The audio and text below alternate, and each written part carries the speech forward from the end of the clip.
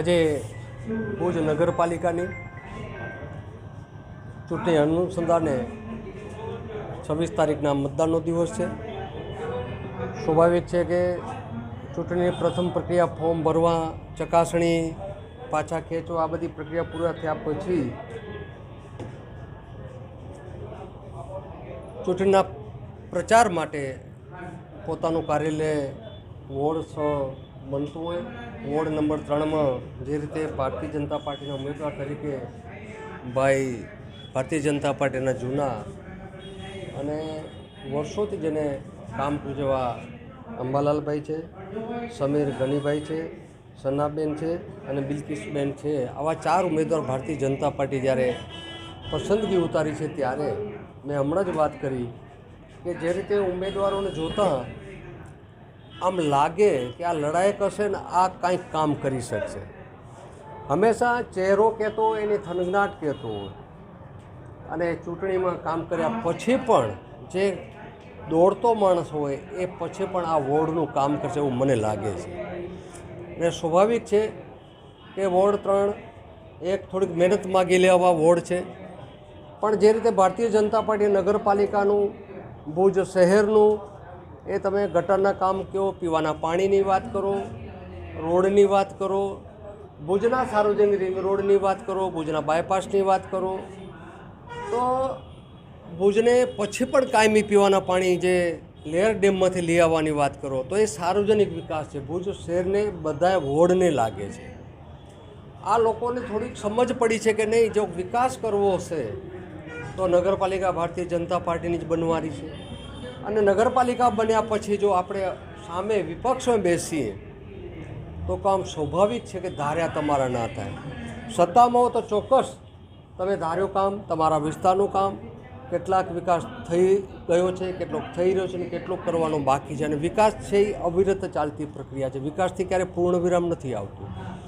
એટલે આવતા દિવસોમાં જે રીતે વોર્ડ 3માં આજે કાર્યાલયનું ખુલ્લું મૂક્યું લોકો માટે, લોકો વચ્ચે, અને એક જનરલી જેના પરિવાર પણ ભારતીય જનતા પાર્ટી જોડાયેલા છે એવા જ્યારે ઉમેદવાર છે ત્યારે આવતા દિવસોમાં ચોક્કસ વોર્ડ નંબર 3માં જેમ કાલે વોર્ડ નંબર 1 હતો અને મોટી સંખ્યામાં લોકોએ સમર્થન અને હાજરી આપી હતી, એ જ રીતે વોર્ડ 3માં પણ મને લાગે છે ત્યાં સુધી આ વખતે કંઈક ઇતિહાસનું નવું સર્જન થશે.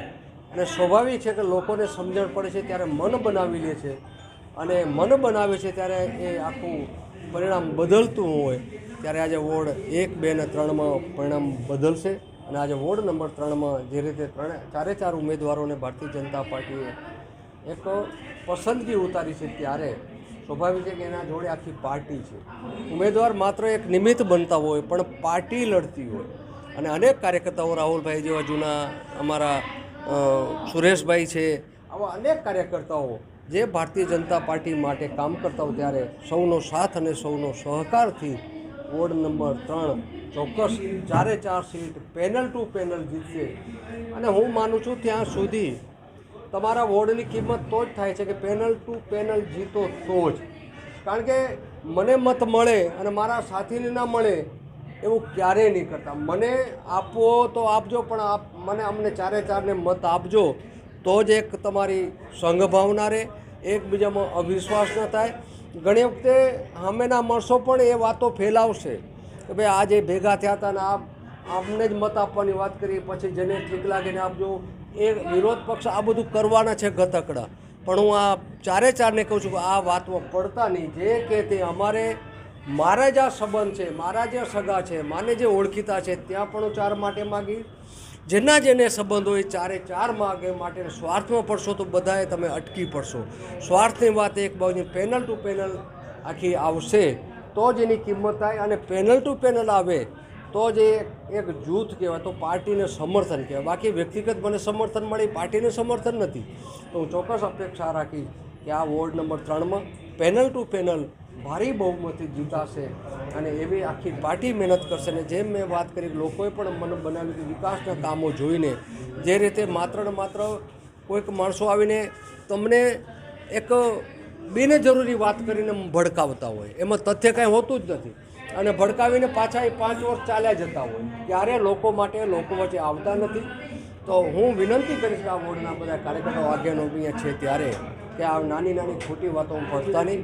ભારતીય જનતા પાર્ટી જે રીતે રાષ્ટ્રીય નેતૃત્વ આદરણીય નરેન્દ્રભાઈ અને ગુજરાતના મુખ્યમંત્રી આદરણીય ભૂપેન્દ્રભાઈ આ ગુજરાતને જે રીતે કામ કરી રહ્યા છે, કચ્છનું જે રીતે કામ થઈ રહ્યું છે આવતા ગયા દિવસોમાં ક્યારેય નથી થયું, અને ભુજ નગરપાલિકાના આવતા દિવસોમાં જે રીતે કામ થયા છે, કરવાના છે, સૌ સાથે મળીને કરશું એવી મારી આપ સૌને વિનંતી છે. વોર્ડ નંબર 3ની અંદર જે ઉદ્ઘાટન કાર્યાલયનું કરવામાં આવ્યું એનામાં ભુજના ધારાસભ્ય કેશુભાઈ પટેલ, માનનીય અમારા ભુજ શહેર પ્રમુખ મિતભાઈ, દેવરાજભાઈ, રાહુલભાઈ, કચ્છ જિલ્લા લઘુમતીના આકીબભાઈ, દરેક મહેમાનો જે તમે સ્ટેજ ઉપર જોયું હશે કે હિન્દુ અને મુસ્લિમ જે વ્યક્તિ કહેતા હોય છે ભારતીય જનતા પાર્ટીને, તો આજે તમે લોકો દરેકે સામે જોયું હશે સ્ટેજ ઉપર કે કોમી એકતાનું પ્રતીક એ સ્ટેજ હતું. એ સ્ટેજની સાક્ષીએ સામે જે પબ્લિક તમે જોઈ હશે એ ભારતીય જનતા પાર્ટીના જે કાસમભાઈ દાલાએ આ વોર્ડ નંબર 3ની અંદર જે કામો કર્યા છે એ કામોને જોઈને આટલી મોટી સંખ્યામાં બહેનો અને ભાઈઓ જે આ વિસ્તારના જ છે એ લોકો ઉપસ્થિત રહ્યા હતા. એ પબ્લિક જોઈને જ સામે બધાને ખબર પડતી હશે કે આ સાચું એક કામ કરેલું છે. ભારતીય જનતા પાર્ટી આ વિસ્તારની અંદર વિકાસના કામો કર્યા છે.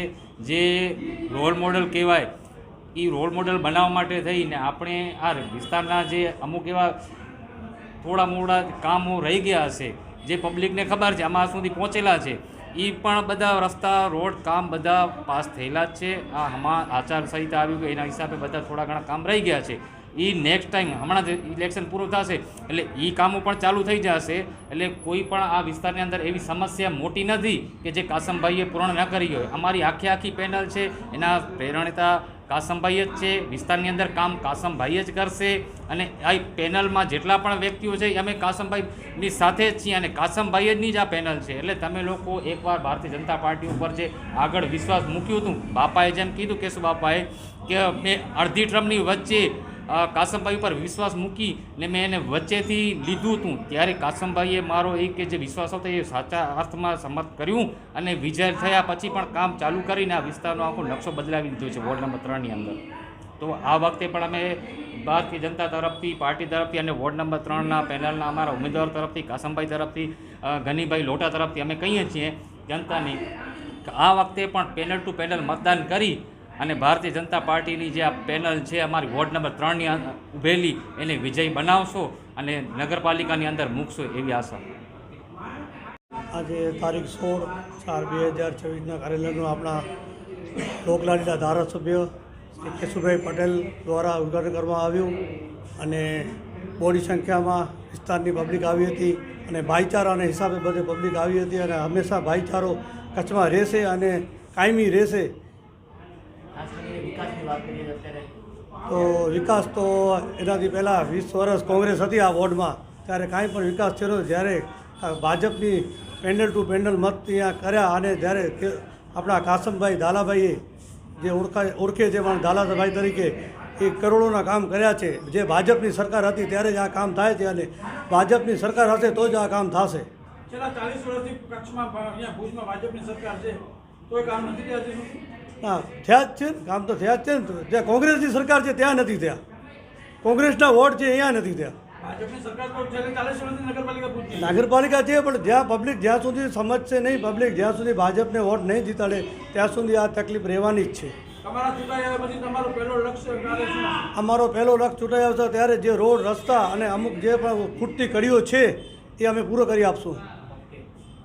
આ વોર્ડ નંબર 3નું જે કાર્યાલયનું ઓપનિંગ હતું એમાં આપણે જોઈ લીધું હશે કે કોમિક પ્રતાપનું એક એહતિક છે, કેમ કે હિન્દુ અને મુસ્લિમ બંને કોમ જે આવ્યા હતા, બરાબર છે.